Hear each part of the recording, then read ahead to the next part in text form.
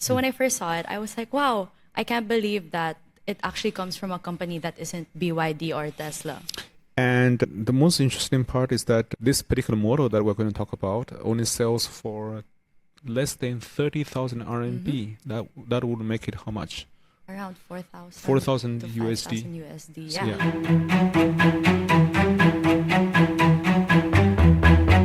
Hello, everyone, and welcome to the Impulso podcast by Momentum Works.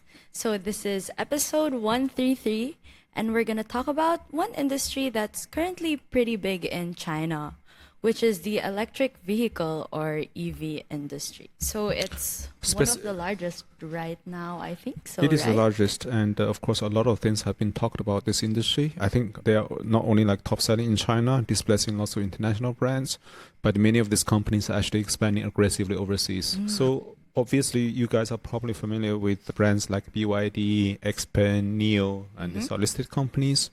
And Tesla is also selling very well in China. They also have a very large factory in China. But today we're going to talk a little bit about a model which not many people have been talking about. I think this is the first time I've ever seen, at least, or even heard about this product. Oh, really? Yeah, because, Yeah. well, the EV industry back in the Philippines isn't really that big yet. Okay. So when I was searching about this one, and this being the top selling Top EV, selling in the Philippines. Oh, not in the Philippines, Yeah. in China it In is. China, yeah. So when I first saw it, I was like, wow, I can't believe that it actually comes from a company that isn't BYD or Tesla. And the most interesting part is that this particular model that we're going to talk about only sells for less than 30,000 RMB. That would make it how much? Around 4,000. 4,000 to USD. 5,000 USD. Yeah. So we came across this. We were looking at the charts of top selling EV brands and models in China in September, right? So, Yes, so the latest September month. 2025. So we first look at the top selling brands, right? Yeah. So the top one is BYD. No surprise. They sold 313,000 cars Yep. in 1 month. Okay. I thought in the past they used to sell like 500,000. But anyway, so the second would be Geely model.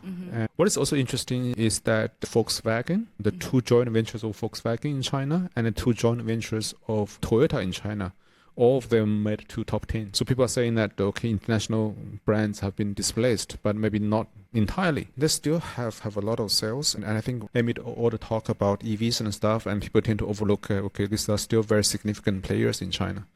But what became really interesting is when we go to the models, Yep. right? And you will have, I think, the top selling BYD model, which is Chin Plus. I think it's the entry model for BYD, made it to top 4. And it's interesting, right? That like most of the top 10 selling places, aside from Model Y, which made it to number 2, are the models probably most of us are not very familiar with. Yeah. I think for BYD, the most like model that I know is either the Dolphin or the Seagull. So amongst the top 10, there are 1, 2, 3, 4, 5 BYD models. So BYD occupied 5 of the top 10 models. And I think Model Y is quite impressive. I think they launched a new design and manufactured in China, which is doing pretty well. But what is really interesting is the top one, which is the model that we're going to talk about. Very excited for this. You're excited for this? I think I just like how the car looks Yeah. and how people also have been customizing it. It's a model called Hongguang Mini EV, manufactured by this company called Wuling, which is a joint venture between two auto factories in China. 3. 3, okay. Yeah, so SAIC, Shanghai Auto Manufacturing, then GM, General Motors. General Motors, American and company. then Wuling. So this model, and I'm looking at the different sub-models. So the cheapest model from a dealer in China sells for 23,800. Converted, that is around... 3.3 thousand USD. Oh, really? Yeah. In context, maybe that's like, what, 3 iPhones? Of the latest model. That's a full car and it is selling well. So looking at the specs, right? The cheaper model, their range is 120 kilometers. So that's interesting because a lot of the people around us, when they talk about EV, they worry about range, right? Yeah. Like 450 kilometers is not enough for them. But these guys go for 120. Charging takes 5 hours. It's a long time because nowadays I think some of the EV players are saying that, okay, you can get charged in 15 minutes. Some of them going for 5 minutes. And with battery swapping, that takes like a few minutes as well. So these guys clearly are not optimizing for speed and not optimizing for range. And they're not optimizing for size. So it's a pretty basic car. Yeah, I think it's more of like about the accessibility of having a car to go around, right?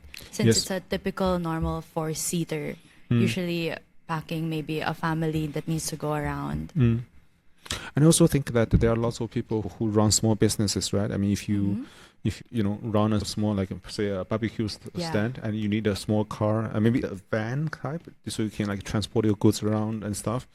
And typically people like that, they'll think that, okay, how much am I willing to pay for a vehicle?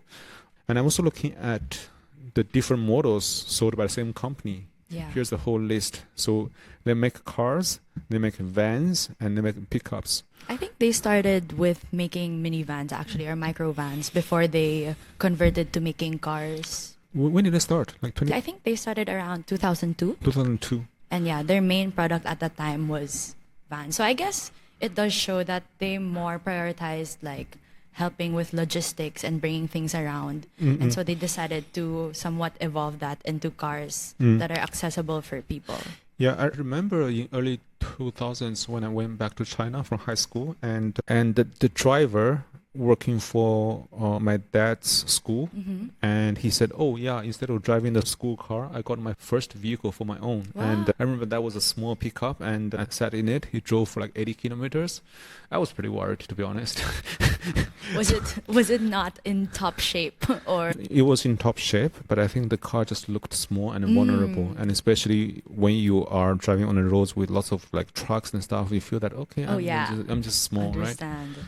But I think for the former premier of China said that 600,000 people in the country still have a monthly income about 1,000 RMB. That's like $160, $140.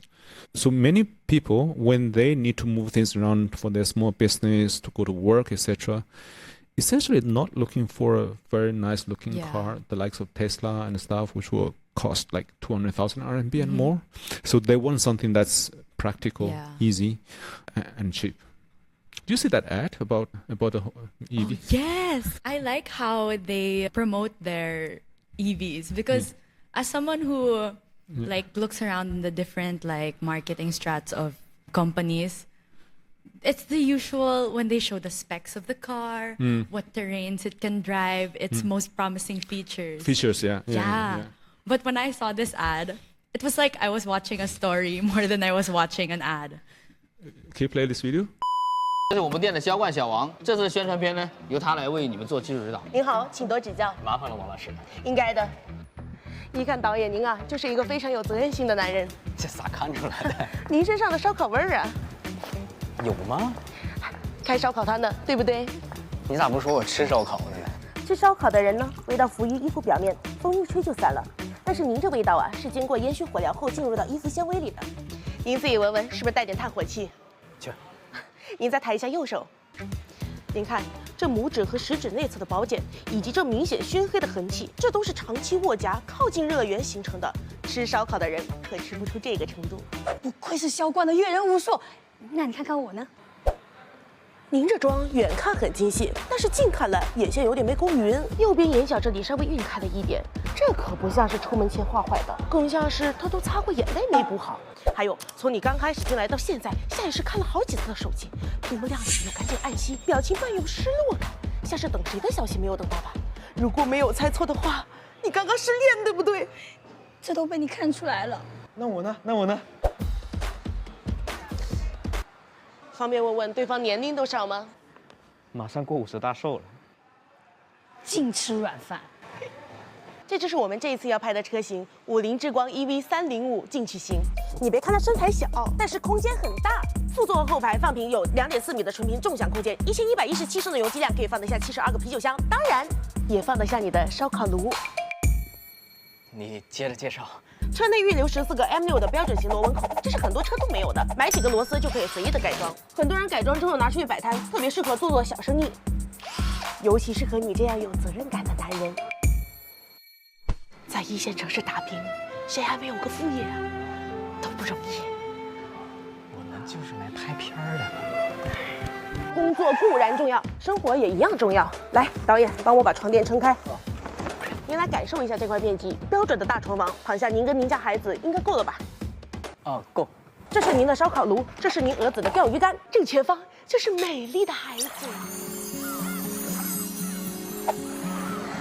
是不是好久没有陪老婆孩子了？抽空带他们去露个营吧，有助于增进夫妻间的感情。我就是来拍片儿。感谢您购买50之光 EV， 祝您生活愉快。行了，车也买了，咱接着拍。哎，摄影老师，方便到副驾驶体验一下吗？哦，我产品手册都了解的差不多了。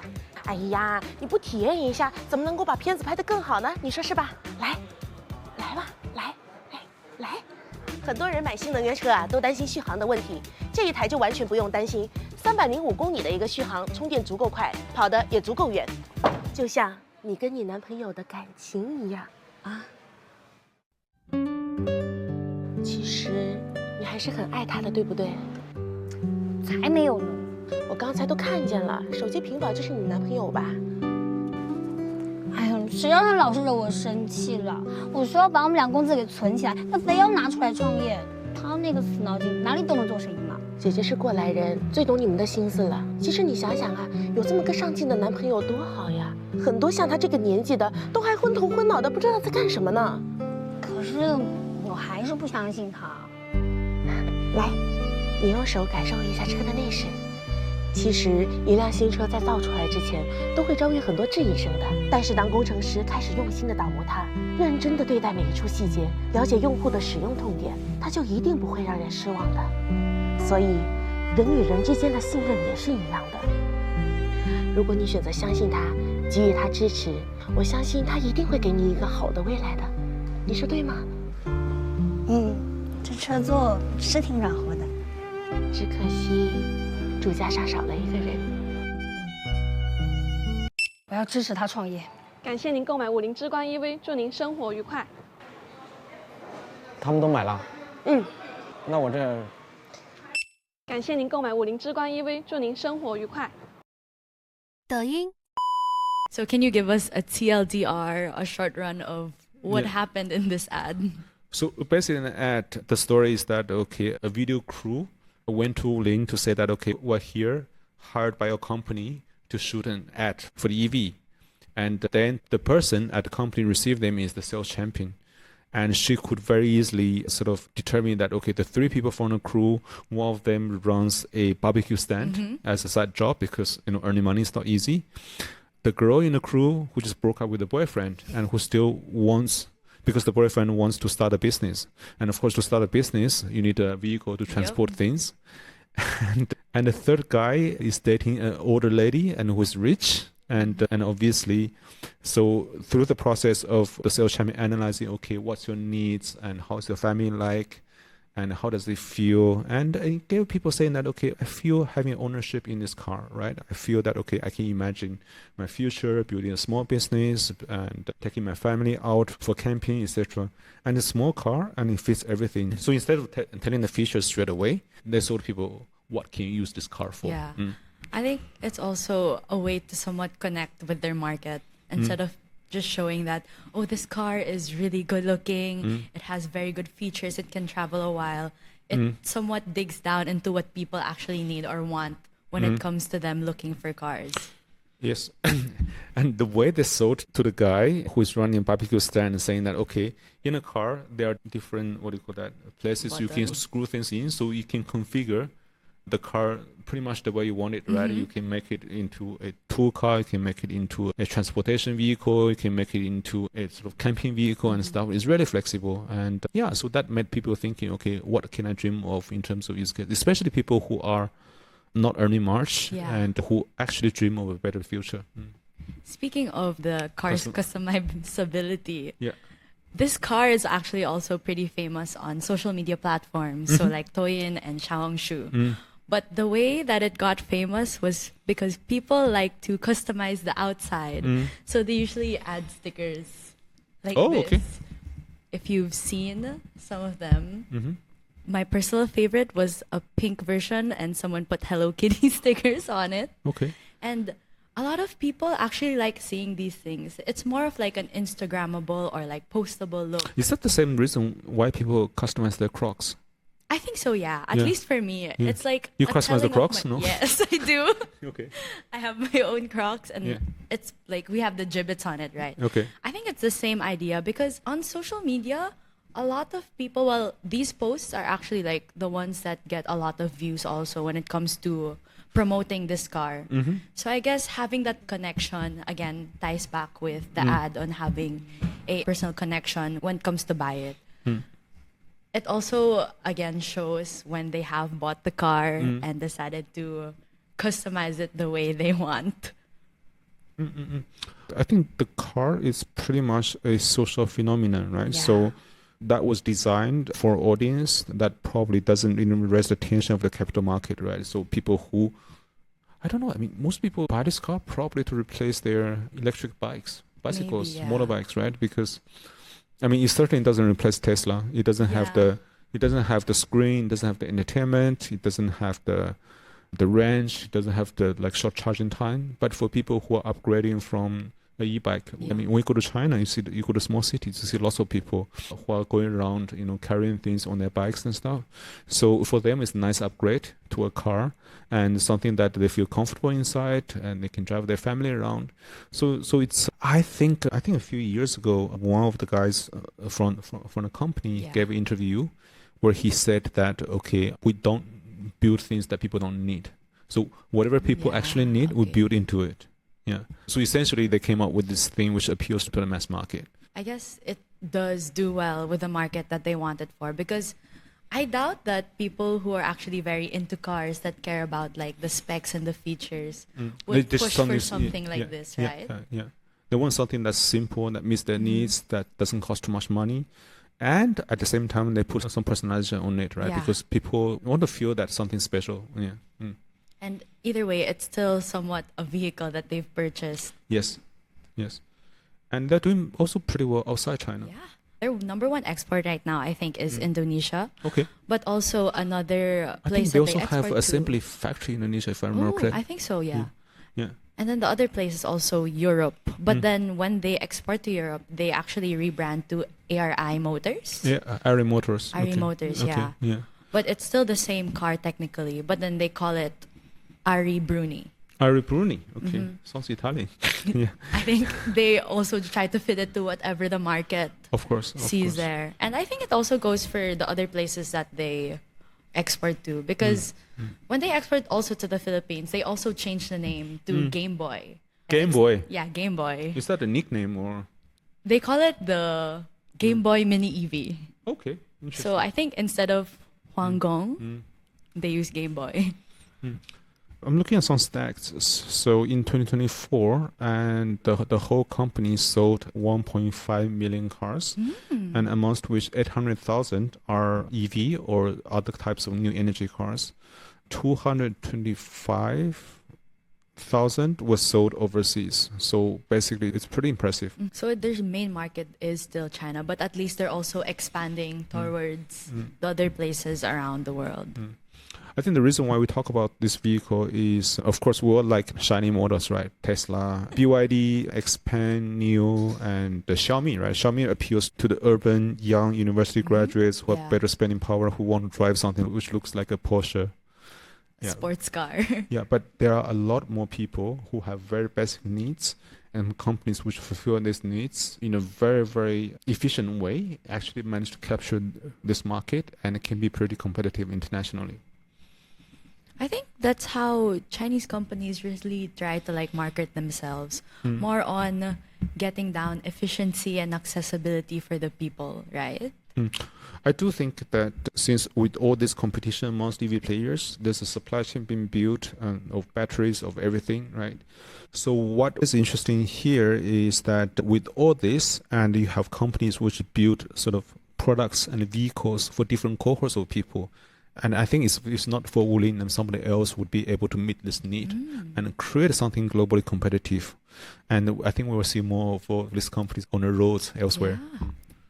I would love to see more of what they The, can the, do the customization, right? as someone who loves to customize things. Okay. This car is very appealing to me Yeah. just because, again, it would fulfill my needs of just getting around. And I'm not really particular with like the specs of a car, right? With how fast it goes. But again, when you think about the market that they want to sell it to, those who have small businesses or those who just want to upgrade from an electric bike maybe, having this car available to them is already pretty good.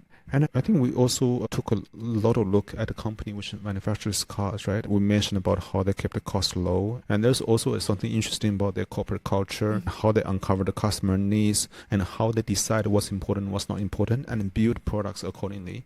So these are the things that we will distill in our Momentum Works Executive Immersion, which the first cohort will take place in November 26th to 28th. If you're interested, I think we're pretty much fully subscribed, but if you're interested, we'll have subsequent cohorts which you can find information. The link will be in the show notes. Yes. So we started this podcast talking about BYD, Tesla, all the big car brands, expecting that maybe one of their models would also be the top selling in China. But I guess it comes to a surprise that it's a small car by Wuling Motors that's pretty accessible to people. Also very customizable. And the way they market it to them is somewhat trying to connect with those who need to get it, especially in the evolving world where a lot of logistics is really needed when it comes to these small businesses. So thank you for joining us today. And I think we'll dissect more companies and models you might not have heard of. If you did like this video, leave a like and subscribe to our channel to stay up to date to the latest happenings and trends in tech, new retail, and the broader digital economy. Thank you and bye-bye. Bye-bye.